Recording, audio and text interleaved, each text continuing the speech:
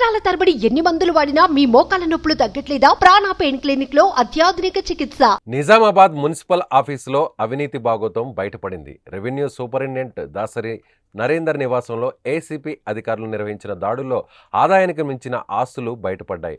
నరేందర్ ఇంట్లో ఏకంగా 2,93,81,000 రూపాయల డబ్బు బయటపడింది.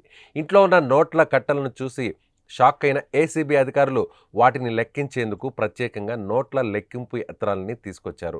అలాగే నరేందర్, అతని భార్య, అతని తల్లి బ్యాంకు ఖాతాలో అక్షరాల 1,10,00,000 రూపాయలు ఉన్నట్లు గుర్తించారు. బీరువాల్లో అరకిలో బంగారం, స్థిరాస్తులకు సంబంధించి 17 డాక్యుమెంట్లు బయటపడ్డాయి. మొత్తం ఆస్తుల విలువ 6,07,00,000 ఉంటుందని, బహిరంగ మార్కెట్లో వీటి విలువ భారీగా ఉంటుందని అంచనా వేశారు.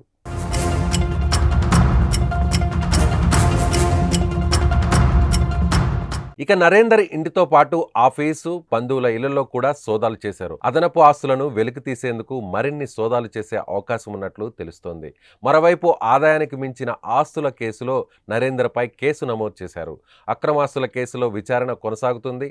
నరేందర్పై గత కొంతకాలంగా అవినీతి ఆరోపణలు రావడంతో ఏసీబీ అధికారులు రంగంలోకి దిగారు. అంత మొత్తం సొమ్ము సంపాదించాలంటే పెద్ద ఎత్తున అవినీతికి పాల్పడడం తప్ప మరో మార్గం ద్వారా సాధ్యం కాదని గుర్తించి ఏసీబీ అధికారులు గుట్టు రట్టు చేశారు.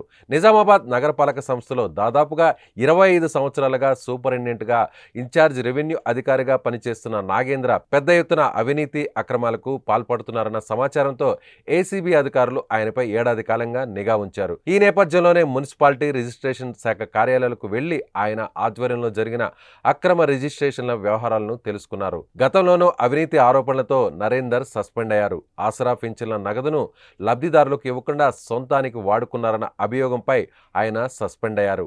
ఆ తర్వాత ఎన్నికలకు ముందు ఆయనను బోధన్ మున్సిపాలిటీకి బదిలీ చేయగా రాజకీయ నేతలు, అధికారులతో ఉన్న పరిచయాలతో బదిలీని రద్దు చేయించుకొని నిజామాబాద్లోనే కొనసాగుతున్నారు.